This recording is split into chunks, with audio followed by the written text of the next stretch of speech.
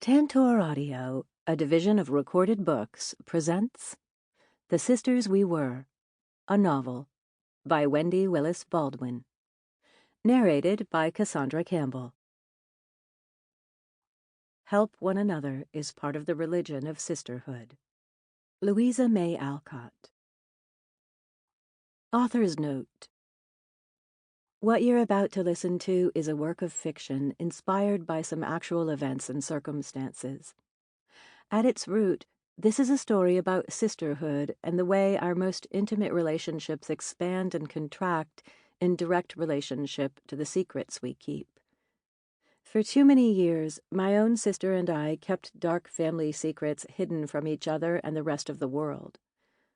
But childhood trauma and shame have a sneaky way of surfacing in our lives, in our relationships, and yes, even in our bodies. Just like the two sisters in this story, my own sister and I had very different, yet often equally destructive coping strategies for what we endured growing up. It has taken many years to arrive at a place where I could write with the benefit of so much hindsight and create authentic, flawed characters, much like ourselves, who manage to evolve one step forward and two steps back well into adulthood.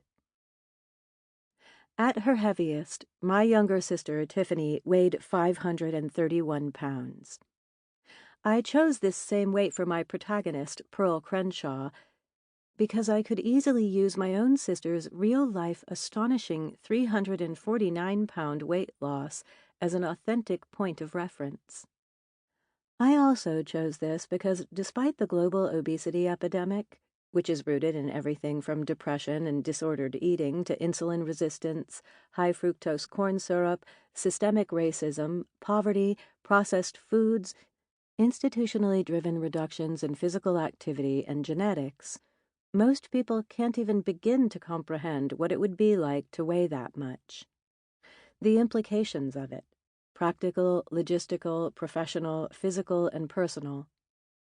Although I've never struggled with obesity, I have loved my little sister ever since we were still small enough to fit in the same bathtub and make long beards out of bubbles. Prologue, April 1995. Even with training wheels, Pearl Crenshaw fears she might at any moment fall over smack dab in the middle of Cherry Lane. Still slick from an overnight storm and splattered with squishy earthworms, this seemingly never-ending steep stretch of asphalt offers the predictably rude awakening Pearl dreads. But today she simply has no choice in the matter. This is the only way she'll get to school before the bell rings. So, as best she can, she pushes on, dodging wigglers left and right. One labored breath at a time, she marvels at the sheer number of them, each totally blind to the dangers of their own little West Austin ecosystem. The mass tire tread carnage is everywhere, and Pearl wonders why they don't seem to know better than to get stranded this way in the middle of the road. The uphill climb to the top of the block feels like it's happening in slow motion, each pedal stroke requiring more effort than the last. Lumbering past one lawn at a time, Pearl tries not to huff and puff as much as she tries to ignore the approaching chorus of bike chains. Zipping by on both sides, the other neighborhood kids pass her, like always, their legs pumping in two-wheeled, out-of-the-saddle smugness. Just like the worms out here on the street like this, it's survival of the fittest.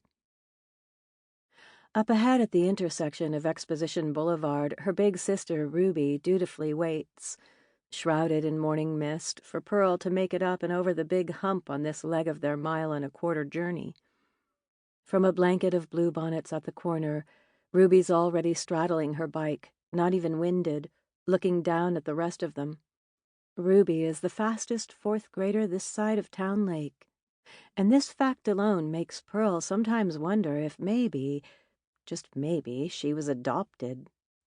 "Come on, Pearl," Ruby megaphones, cupping her hands to her mouth. "You can do it." Pearl does not share her sister's certainty, speed, or enthusiasm for all this pedal pushing. Frankly, Pearl prefers the carpool. But on this sticky spring morning, the air-conditioned back seat of their mother's navy blue Suburban is not an option.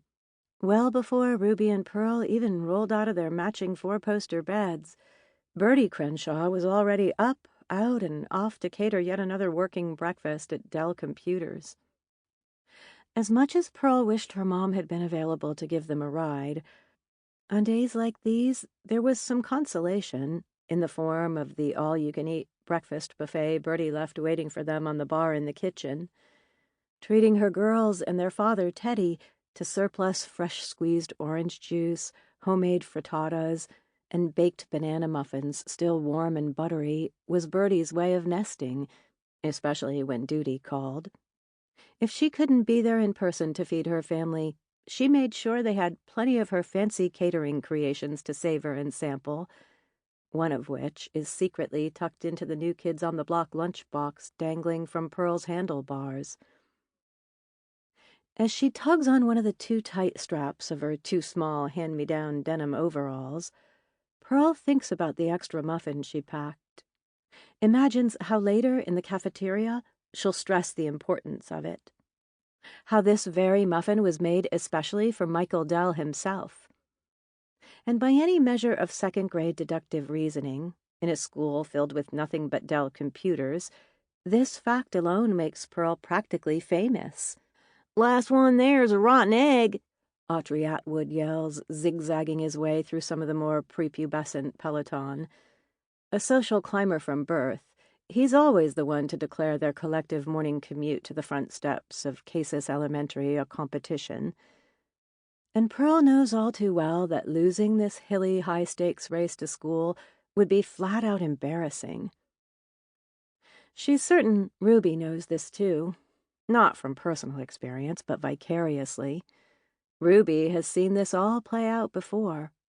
Pearl, still using training wheels even though she's nearly 8, not because she can't balance on 2 wheels, but because Autry Atwood once said pudgy Pearl would probably pop the tires if she didn't have all 4 to support her weight.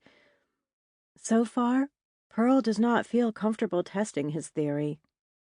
In Pearl's estimation, the only thing more humiliating than still using training wheels in 2nd grade would be causing flat tires on your Schwinn on account of how fat you are. Seeing her struggling sister, Ruby coasts back down the block, past a blur of leftover Ann Richards for Governor yard signs, and pedals alongside Pearl. "You can't look down," Ruby says, coaching. "You have to keep your eyes up. If you keep your eyes up, you only see where you're going instead of where you are." "Not true," Pearl says, trying hard to keep pushing ahead. "If I look up, I see that I'm dead last." Ruby shakes her head in frustration and scans the street, sizing up their competition. It's not that Pearl wants to be the rotten egg, but considering how many times she's earned this distinction before, she's just more or less used to it. Ruby's efforts to reason with her simply don't square with what Pearl has already learned in her young life, that nobody even expects someone like her to be one of the fastest kids on the block. And back at home, Pearl has a drawer full of green participation ribbons to prove it. Even so, something about her sister riding beside her does give Pearl a boost, so for the sake of Ruby's blue ribbon pride, she tries to pick up the pace. But suddenly, Ruby drops back behind her, bringing up the rear. "Where are you going?" Pearl mutters, trying to conserve what little energy she has. "Pearl, whatever you do, don't look back now." "What? Why?" "Remember the chupacabra we saw on Discovery Channel?" Upon hearing the word chupacabra, Pearl does not dare look back.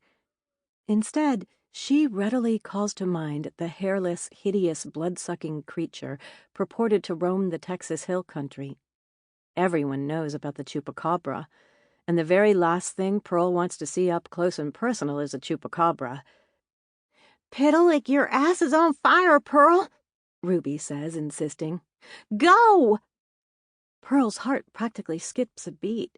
Hearing her sister use such forbidden profanity can only mean they are in extreme and very imminent danger. She musters all her might to spin her chubby little legs as a sly grin emerges on Ruby's face. "Pearl, I see 3 of 'em running through the Mayfields' front yard," Ruby adds, gauging her sister's improved pace. "Hurry, they're gaining on us." As if the Discovery Channel's Shark Week hadn't already scared her enough, now she had to worry about some 4-legged land mammal whose name she could hardly pronounce as yet another existential threat to her very survival. "That's it, Pearl. Keep going. The chupacabras are on our tails, and if we don't move fast, they're going to suck our blood right here and now." If she lets that happen, Pearl knows good and well Ruby will probably kill her, so she powers on while Ruby incessantly presses her high-pitched bike bell to sound the alarm, cattle-prodding her sister in a frantic frenzy toward the top of their block. Pearl lets out a shriek, which distracts some of the other kids, causing all but a couple to look back. Their confusion about the look of sheer terror on Pearl's now rapidly approaching face causes many of them to lag, parting the way for Ruby and Pearl. Together, they accelerate. Ruby flanking her younger sister, still goading Pearl to make it to the top where, presumably, these vicious animals won't dare venture into oncoming traffic. "Faster, Pearl! Faster! We slow down, we die! Do you hear me?" The sight of Ruby and Pearl Crenshaw moving at the same clip, the actual same high rate of speed, takes the other kids by surprise. Together, the girls use this distraction to their advantage, astonishing even themselves with their rapid ascent. Neck and neck, they cross just beyond the swath of bluebonnets along the corner of Exposition. At the crest, where the road begins to flatten, Pearl is finally able to catch her breath. Only then, as they turn, does she dare to look back. Much to her surprise, she is not the rotten egg, and the only wild beasts trying to catch her are the Autry Atwoods of the world, the kind her mom says are all bark and no bite. As she and Ruby wait for the signal change, Pearl wipes the sweat from her forehead with the back of her hand, savoring the view from the top of the block. "See?" Ruby says, leaning over the handlebars for a high five. "You did it." Although they have not yet beaten the first tardy bell, in this fleeting moment, Pearl relishes her rare victory. Ultimately, her harrowing uphill haul may have been little more than a fat girl's race to save face, but Pearl Crenshaw had managed to triumph over adversity, real or imagined, training wheels and all. Even if her sister is full of shit, at least she's always on her side. And for Pearl, that's a way bigger win. "Come on," Ruby says, nodding at the light. "We gotta go." Together, she and Ruby pedal tandem into the lifting fog off towards school. Once again, Pearl is doing her best to keep up. "You lied about the chupacabra," Pearl shouts. It's the closest she gets to thanking her. "You're welcome," Ruby yells over her shoulder. "Don't you get it, Pearl? If you're scared enough, you can do anything." Part 1. Heaviness. Chapter 1. January 2017. Numbers don't lie. Of this much, Pearl Crenshaw is certain. The scale's red digital display is now seared into her memory, along with so many other disappointments. She tries blinking the digits away, but what has been seen cannot be unseen. Slowly, as she lumbers self-consciously toward the exit, her battered black rubber flip-flops slapping against her calloused heels, Pearl almost can't bear the shame she feels. Despite it being January, she wore these shoes to her surgical consultation to avoid the struggle of trying to bend over and take them off. Now, outside in the chilly Central Texas air, she admits the truth. Only fat people wear flip-flops in 42-degree weather. Just shy of her Altima, she tries looking down at her feet, but she can no longer see them when she's standing. Shaking her head in disgust, Pearl unlocks the door and glances around, hoping no one is watching. before she awkwardly maneuvers all 531 pounds of herself into the driver's seat. It's not until she's tugged the door shut and wrestled into her seatbelt that she allows herself to cry. Through watery eyes, she stares up at the sign on the glass doors. Austin Weight Loss Specialists. She lets the block letters blur along with the humiliation of the entire appointment. Pearl tries recalling the last time she actually stepped on a scale, let alone looked at the numbers. There was that unpleasant visit to the gynecologist a few years ago. It was her 26th birthday, a day she spent trying to forget about her doctor's cautionary concerns for her escalating BMI. She recalls how vulnerable she felt with her feet in those exam stirrups, wearing a one-size-fits-all gown that even back then only covered half of her torso. The thought of it makes Pearl shift a little in her creaking bucket seat. At that appointment, the scale in the clinic only went up to 350. "We'll just have to make an educated guess." She remembers the short, plump nurse saying those words. Remembers her sympathetic winking, how politely she refrained from stating the obvious, that if you're over the maximum reading on a scale made for humans, you're definitely way overweight. But even if she had been a little more than 350 then, how, in just 3 years, had she ballooned all the way up to 531 pounds? The vibrating buzz of her cell phone prevents her from answering this question. Pearl rummages through the deep, cavernous innards of her handbag, sifting through a couple months' worth of wadded-up receipts and crinkled straw wrappers until she finds it, recognizes the all-too-familiar 254 area code from Gatesville, Texas. "Hello?" Pearl says, wiping her tears with the back of her hand, waiting for the recording.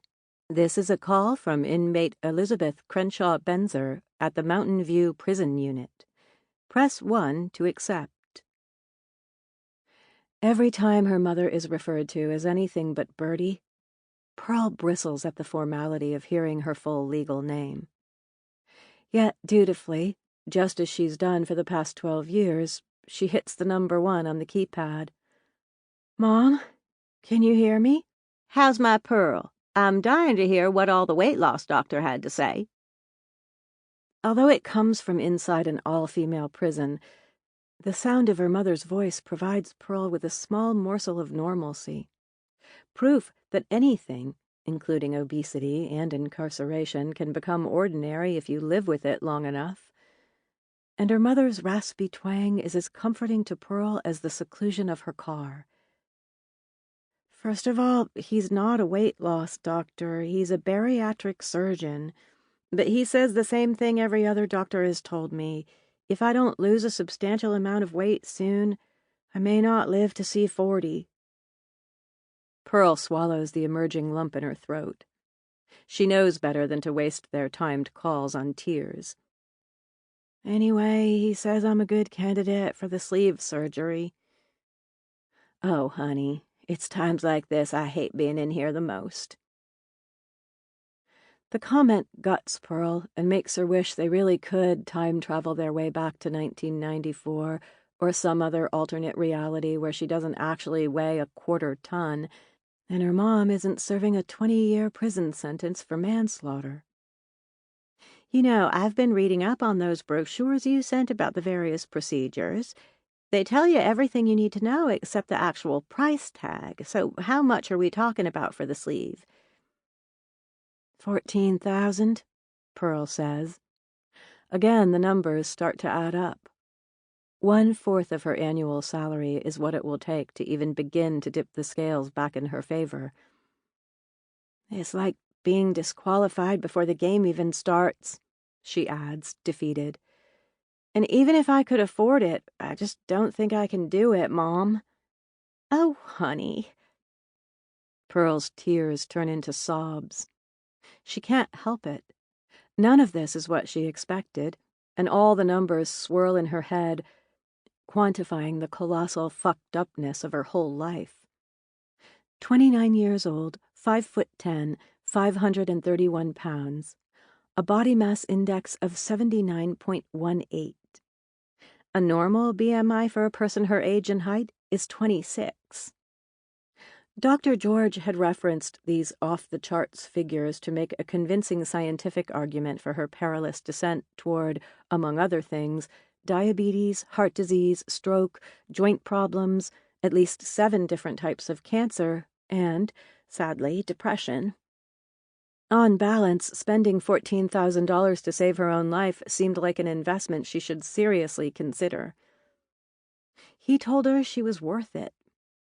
And Pearl hated herself for the way she rolled her eyes when he said that. With his plastic anatomical model, he had walked her through the surgical procedure, lifting the normal-sized stomach up and off, revealing the smaller one he planned to create for Pearl. Sitting there in his office with all the plastic parts spread out on the exam table, he made the whole process look as simple as a set of shrinking Russian dolls. But given the complexity of everything she will have to do before she can even secure a slot on his surgery schedule, Pearl can't help but feel like the odds are stacked against her. For her, everything, the cost of the surgery, the time away from work, the solo recovery, and, most especially, such mammoth weight loss, seems totally out of reach. And why did Dr. George, the only man to ever see her at her worst, have to be so good-looking? It was yet another cruel reality she wished she didn't have to face. If you keep going like this, it will kill you. Those were his exact words. A death sentence. In fact, if she continues to gain weight at this rate, he said, she would likely be bedbound within another year or 2. Pearl doesn't share this detail with her mother. Checking the time, she reaches for one of the used tissues crumpled in her purse and blows her nose. Time, it seems, is never going to be on Pearl's side. Since 2005, when Birdie was initially incarcerated at Mountain View, their all-important mother-daughter talks have been crammed into closely monitored 15-minute increments. She doesn't have time to waste. "I'll figure it out," Pearl says, not really believing herself. "Like I've said before, sell my old Rolex watches. Between those and both of my wedding rings, you'll have more than enough to pay for it. No sense hanging on to that stuff. Might as well put 'em to good use." "If I sell off your valuables, what are you supposed to do for money when you get out? I mean, besides the house, you won't have much of a cushion."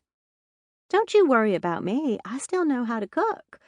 Besides, we'll deal with the future later on, but right now is here. Promise me you'll take this step."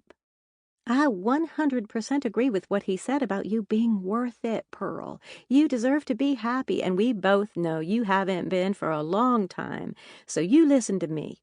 I want you to do whatever it takes to get healthy today. Tomorrow will take care of itself." To Pearl, it all sounds so utterly implausible.